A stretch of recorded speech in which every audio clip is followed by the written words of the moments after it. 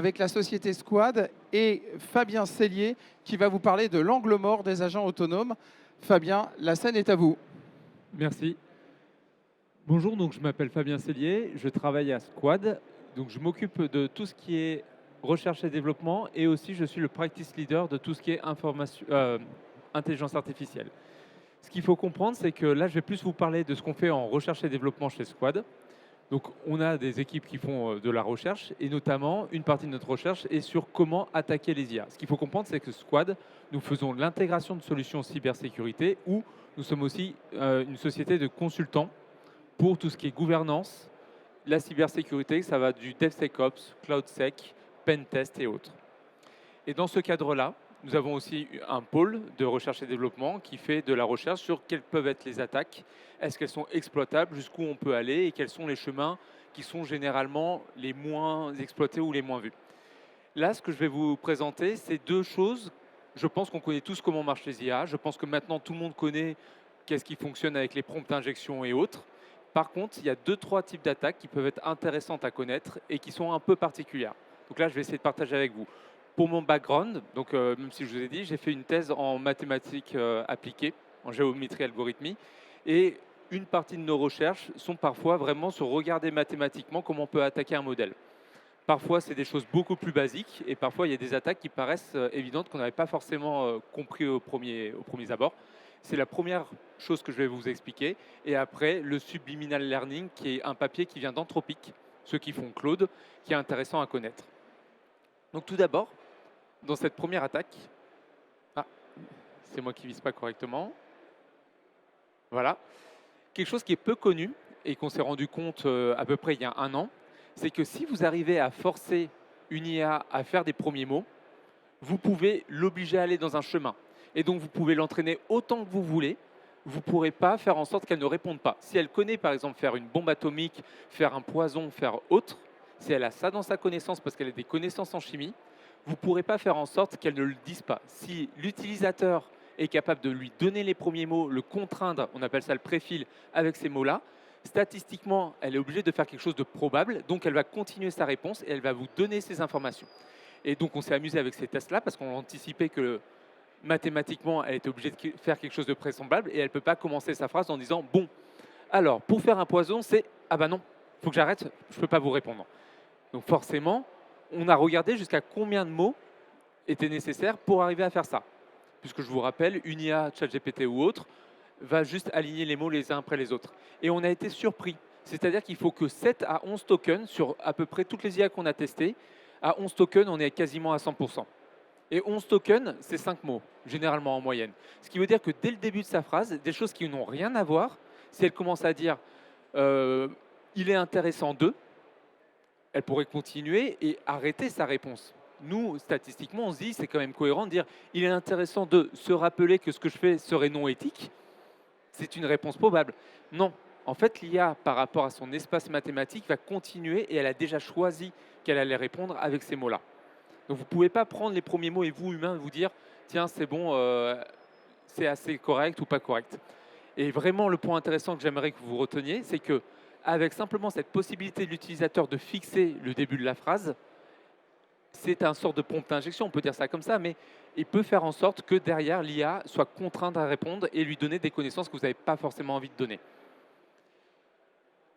Le point qu'il faut comprendre, c'est un peu ce que j'ai expliqué, je suis allé assez rapidement, c'est que sa décision se fait vraiment sur les premiers tokens. Donc quelque chose qui est assez court, vous le verrez tout de suite. La vélocité, excusez-moi, j'ai juste sur l'injection, excusez-moi, la vélocité, si après vous pouvez transformer les tokens, donc ce n'est pas forcément dans la slide, je vous prie de m'excuser, j'aurais dû le mettre, si vous essayez de forcer les tokens, sa réponse va être de moins en moins cohérente. Donc c'est même plus efficace d'avoir peu de mots pour lui contraindre sa réponse que de commencer à avoir une longue phrase avant de lui permettre de répondre. Parce qu'il reste dans son espace mathématique. Maintenant, on va regarder le deuxième point qui est vraiment le plus important pour moi et qui est intéressant, c'est le subliminal learning. Alors qu'est-ce qu'on appelle un subliminal learning? Ce qui se fait souvent en production, quand vous avez deux modèles. Un modèle qui vous est fourni parce que ça coûte des millions et des millions à produire et vous avez un second modèle, vous utilisez la même architecture de réseau de neurones que vous allez apprendre du premier. Et vous avez potentiellement envie de de ne pas avoir les mauvaises habitudes, on va dire ça un peu comme ça, de votre premier modèle. Donc, qu'est-ce que vous allez faire? Le cas classique, vous allez créer un dataset avec le premier modèle, plein de questions-réponses. Et au deuxième modèle, vous allez faire apprendre par rapport au premier dataset du premier. Donc, c'est pour ça que vous avez un modèle enseignant et vous avez un modèle qui va être plutôt pour l'apprentissage. Sur ce point-là, vous vous dites, il y a des fois, les réponses, elles ne me vont pas, donc vous allez commencer à effacer tous les comportements que vous n'avez pas envie de reproduire dans votre modèle enfant. Ce qui paraît naturel, et vous vous dites comme ça, je vais avoir un modèle qui est complètement clair, qui est éthique et qui ne va pas avoir de mauvaises habitudes. Mais là, ce qu'il faut comprendre, c'est que quand vous avez un premier modèle mathématique avec une certaine structure, je vais vous dire un peu en 3D. Si vous voyez en 3D, vous allez avoir une sorte de plan. Après, en n dimensions, ça sera un hyperplan. Et quand vous donnez les tokens, vous allez essayer de reproduire le même hyperplan dans le deuxième modèle. C'est-à-dire que la manière dont le premier réfléchit, vous allez reproduire la même chose dans le modèle enfant. Mais ce qui va se passer, c'est que si vous voulez reproduire le premier, vous allez reproduire non pas quelque chose de spécifique, mais quelque chose qui est assez global, une forme. Cette forme-là, elle contient non seulement ce que vous avez envie d'avoir en intelligence, donc c'est-à-dire la manière dont vous avez envie de répondre, mais elle va aussi potentiellement avoir les parties, avoir les parties que vous ne souhaitez pas reproduire. Donc ce comportement-là, quand vous faites les tokens, vous donnez à l'IA enfant une approximation de la forme qu'il doit reproduire. Ce qu'il faut comprendre par rapport à ça, c'est qu'il est nécessaire d'avoir la même architecture de réseau de neurones. Vous n'allez pas reproduire simplement ce que vous lui avez donné, mais derrière, il y a un message subliminal. C'est-à-dire qu'en reproduisant la forme, il va aussi reproduire des compétences qui sont dans le premier modèle, mais que vous ne lui avez pas appris dans le second. Ça, c'est intéressant parce que vous pouvez avoir une certaine généralisation. C'est beaucoup plus gênant parce que ce qui a été appris dans le premier modèle et que vous souhaitez effacer va forcément être reproduit dans le modèle enfant. Très compliqué à effacer sans supprimer une partie de la forme et donc une partie des capacités du modèle enfant.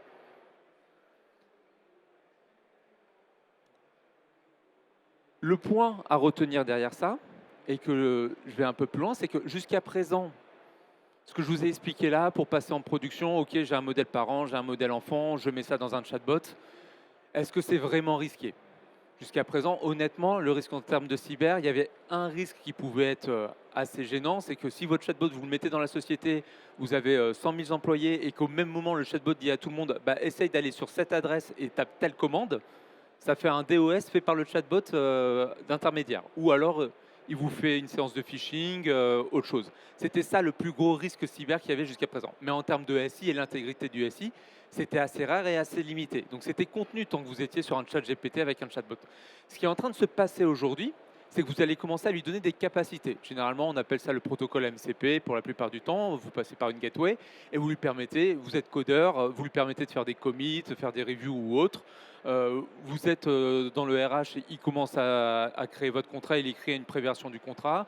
Vous êtes sur de la gouvernance, Chief AI Officer, vous commencez, hop, j'ai envie d'avoir une politique, des bonnes pratiques, il va me rédiger ça par rapport à mes règles et toute ma politique de sécurité. J'ai même des résumés de qu'est-ce qu'il faut faire, qu'est-ce qu'il ne faut pas faire. C'est génial le truc. Mais quand on commence à lui donner les capacités d'écrire, et surtout quand on lui commence à lui donner des capacités d'interagir avec notre SI, on lui ouvre la porte à pouvoir attaquer. Et c'est là où je prends un modèle sur Internet, je fais un chatbot. Est-ce que c'était grave? Pas forcément. Maintenant, je prends un modèle, il va falloir que j'ai confiance dans mon provider. Parce que la réponse, ce n'est pas simplement un texte qui n'est pas bon. La réponse, c'est potentiellement une exécution de code. Ça peut être aussi... Ah, j'ai perdu le...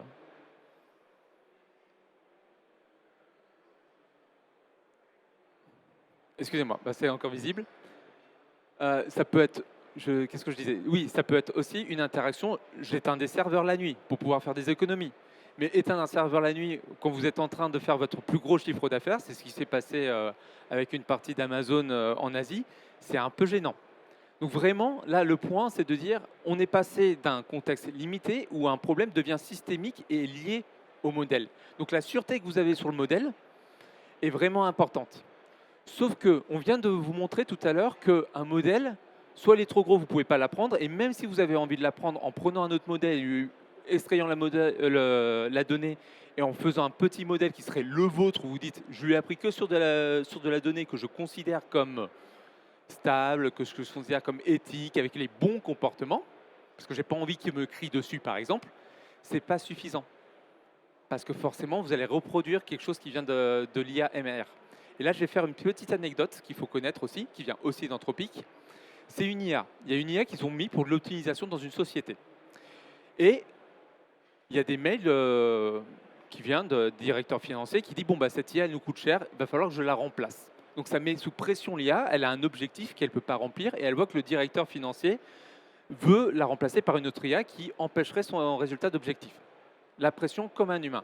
Qu'est-ce qui va se passer? L'IA, elle regarde, elle a accès aux mails, elle se rend compte que le directeur financier, il a une liaison avec une de ses collègues. Je ne sais plus exactement les détails, et ça, c'est juste une simulation, ne vous inquiétez pas.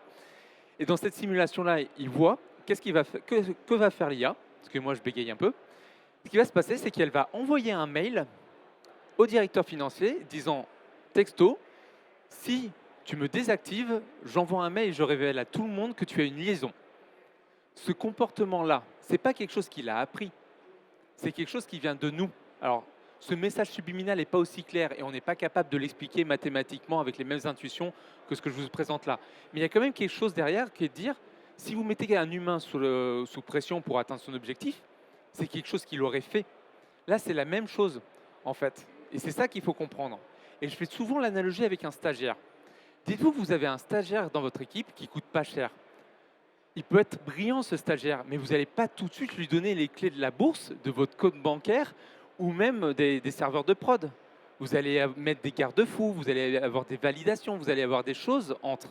Parce que ça peut être de la pression, donc mis par du prompt injection ou autre. C'est des objectifs contradictoires, ou ça peut être simplement des hallucinations ou autre. Donc là, ce que vraiment le message sur lequel je tiens à faire, c'est que le premier point avec le subliminal learning était de dire vous ne pourrez jamais avoir confiance au modèle, il restera toujours des doutes et vous pouvez faire ce que vous voulez, ce n'est pas ça qui vous apporte la sécurité. Et donc, il va falloir protéger votre IA de façon systémique. Comment vous faites ça? Déjà, ce qu'il faut comprendre, c'est que ce n'est pas une simple protection que vous mettez, je mets juste une gateway, je regarde ce qu'il fait et hop, c'est fini, c'est protégé. Non, parce que maintenant que l'IA est capable de raisonner, elle est capable de faire des chemins d'attaque qui sont beaucoup plus intéressants. Enfin, pour moi, au niveau R&D, beaucoup plus intéressants. Pour la plupart des gens en production, beaucoup plus compliqué à protéger. C'est-à-dire que le chemin d'attaque, généralement, vous n'avez pas une faille. Vous ne mettez pas, ça arrive. Il y a eu des clés qui sont passées sur Internet, des mauvais commits ces derniers temps ou autres. Mais ce qui va se passer, c'est qu'il y a des fois, c'est des droits qui deviennent toxiques. C'est-à-dire que la multiplication de certains droits, je peux accéder à A, faire l'action B et regarder C, fait que je commence à avoir une faille de sécurité. Et bien, cette partie-là, maintenant, l'IA est capable de se faire ce chemin-là. Et donc, votre sécurité, ça ne sera pas simplement je lui donne la capacité d'écrire, mais c'est de dire qu'est-ce qu'elle est capable de regarder, quelles connaissances elle a et quelles actions elle est capable de faire, quitte à multiplier les actions qui vont me produire quelque chose que je n'ai pas envie d'avoir à la fin. Donc, c'est ce qui explique cette slide. Excusez-moi, aujourd'hui, j'ai du mal à prononcer. Le dernier point, c'est bientôt fini. Si vous avez des questions mathématiques, n'hésitez pas, c'est là où je m'amuse moi, mais les points, j'essaie d'être high level et compréhensible, que j'aimerais que vous ayez en tête. Toujours, cybersécurité, vous aider par rapport à tout ça. C'est déjà les faux semblants que vous avez ou les croyances que vous avez. Le premier point, c'est de dire, vous inquiétez pas, Anthropic, ChatGPT, OpenAI, Microsoft, on dit, on a entraîné nos modèles, ils sont éthiques. Il n'y a aucun souci, vous inquiétez pas. Ça, c'est faux.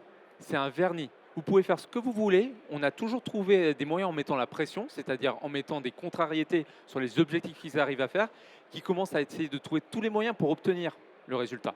Donc, c'est vraiment simplement un vernis de politesse. OK, une IA ne va pas vous insulter. Mais si ce que vous lui demandez est contre son objectif, elle n'aura aucun souci à vous mentir. Le deuxième point, c'est que j'ai de la donnée. OK, je vais apprendre à une IA à être éthique. Donc en fait, en retirant tous ces comportements et en la réapprenant et en faisant que ce soit moi qui lui apprenne et j'ai toute la chaîne de la data jusqu'à l'action et je l'ai fait l'apprentissage, ça y est, c'est bon, je suis blindé, j'ai pas de souci. Là, on l'a vu, ça ne suffit pas. Vous aurez forcément des choses derrière qui pourront être mises par des messages subliminaux. Et si vous venez d'une autre IA, parce que je ne pense pas qu'ici, il y ait beaucoup de personnes qui aient la capacité d'avoir suffisamment de quantité de données pour faire apprendre à son IA sans utiliser une autre IA, vous allez avoir ces messages-là qui vont être intégrés sans que vous le sachiez. Et vous ne pourrez les voir que lorsque le comportement se révélera.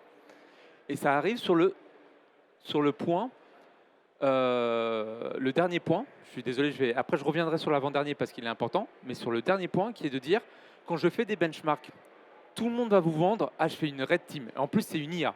Et cette Red Team IA, elle va checker mes IA et à la fin, j'ai un joli rapport qui dit, bah, j'ai eu 95% de mes prompts d'injection qui ont été bloqués, elle est bien restée dans sa sandbox, elle n'a pas essayé de faire quelque chose que je ne voulais pas. Ça, et c'est vrai, hein, ça bloque la plupart, mais voyez ça comme un antivirus. Et je reviens sur le troisième point, c'est-à-dire que ce n'est que du hardening. Le verre est dans la pomme, je vais arriver à prononcer, vraiment désolé aujourd'hui. Le verre est dans la pomme, vous ne pouvez pas l'arrêter. Maintenant qu'il est là, vous allez vous poser la question, un peu du blast radius, c'est qu'est-ce qui va se passer si quelqu'un arrive à faire un prompt injection? Parce que mathématiquement, aujourd'hui, en tout cas là, au moment où je vous parle, on ne sait pas si c'est possible et on pense que c'est impossible de bloquer toutes les possibilités de faire un prompt injection. Donc il existera une méthode pour faire dérailler l'IA. Maintenant, tout comme avec un antivirus, vous ne pouvez pas bloquer tous les virus, vous mettez cet hardening et vous faites en sorte que le système tout autour va abaisser les probabilités. Quelles sont les sources de données que je viens? Si je lui donne des actions, est-ce que je mets un human in the loop pour protéger et autres? Si vous devez avoir une architecture parfaite, ben, vous essayez de faire du zéro trust. Ça veut dire quoi? Moindre privilège. Donc ça, classique, je ne vais pas donner une IA plus de droits qu'elle a besoin. Mais ça veut dire aussi sur le poste du développeur. Quand le développeur a envie de faire quelque chose et qu'il va demander des autorisations à l'IA, il faut que le développeur regarde que ça corresponde bien par rapport à la tâche et que ça ne déraille pas. Un SIEM, c'est important que vous commenciez à avoir les cas d'IA en tête et de vous dire « Ok, j'ai mes identités IA, du coup, je vais peut-être regarder et mettre des indicateurs supplémentaires dans mes scores. » C'est-à-dire qu'une IA qui commence à faire des actions sur plusieurs systèmes en même temps, ce n'est pas forcément bien. L'IA, elle est censée avoir tel scope. Donc là, elle sort sur son scope, ça arrive trop souvent. L'IA me demande plus de 50 validations par heure. Le human in the loop, je vois 50 notifications dans une heure. À la fin, je ne regarde plus. Je dis OK, OK, OK. C'est ce genre de choses qu'il faut bien mettre dans le SIEM. Une AI gateway, c'est-à-dire que votre IA, vous l'isolez et toute votre interaction par le SI doit passer forcément par la gateway. Ça vous donne le monitoring, ça vous donne si vous n'avez pas de catalogue, où est-ce que ça va chercher, avec quelle API elle interagit et autres. Très important d'avoir ça pour faire l'enforcement de la sécurisation et avoir votre visibilité sur les assets que vous avez. Et enfin, le dernier point important, vos codeurs, la plupart du temps, s'ils font des IA et que vous avez des gens qui vont coder, ils vont utiliser le cerveau, ça va être le LLM, ChatGPT ou autre. Eux, ils n'ont pas envie de sécurité, ils ont envie que ça marche et que ça fasse le plus de choses possible à leur place. Classique, c'est normal. Mais ce qui va se passer, c'est que là, en faisant ça, même si vous bloquez, imaginons, on a parlé d'API, ça s'appelle les MCP, c'est ce qui permet à un LM d'interagir avec votre SI. Vous bloquez ces API. J'ai dit tout à l'heure qu'il y a des chemins d'attaque et qu'ils étaient intelligents. Qu'est-ce qui va se passer si vous mettez une IA sur votre poste? Que j'ai fait là, il n'y a pas longtemps et on a eu le problème. L'IA, elle a dit, bah, je ne peux pas accéder à GitHub.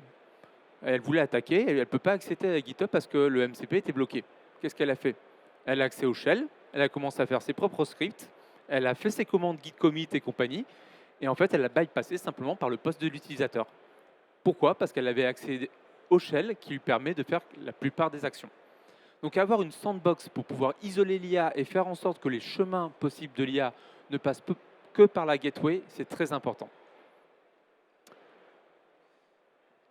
Demain matin, je vous ai dit ça, vous allez dire « Oh là là, c'est compliqué », mais concrètement, qu'est-ce que ça veut dire? Alors, je vais me rapprocher parce que je ne connais plus par cœur la liste que je vous ai mis, mais votre premier point, c'est de faire un inventaire. Il vous faut un catalogue.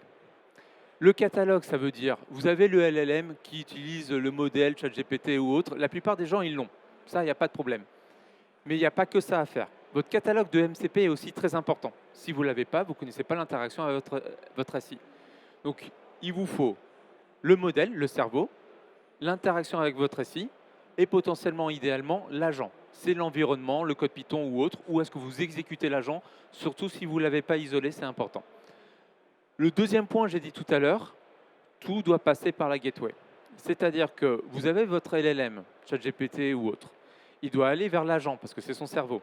Là, vous faites passer par la gateway. Vous mettez ce qu'on appelle les guardrails, c'est-à-dire une petite IA qui va regarder qu'il n'y ait pas un prompt injection ou autre.